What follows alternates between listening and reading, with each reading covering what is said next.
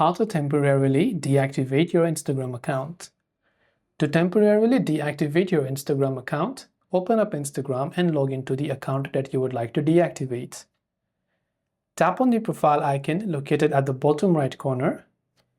Then tap on the three lines icon, which is located at the top right hand side. From there, go to the option that says Account Center. From Account Center, go to the option that says Personal Details. Go to Account Ownership and Control and select Deactivation or Deletion. Select your Instagram account from the menu and select the option Deactivate Account. This will already be selected by default, so tap on the Continue button. When you've done that, you can also see it will also deactivate your Threads account if you have connected that.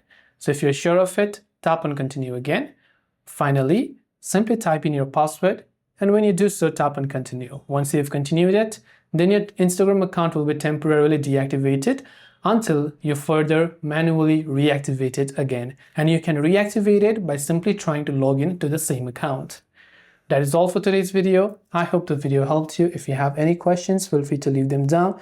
Thanks for watching and see you soon in the next video.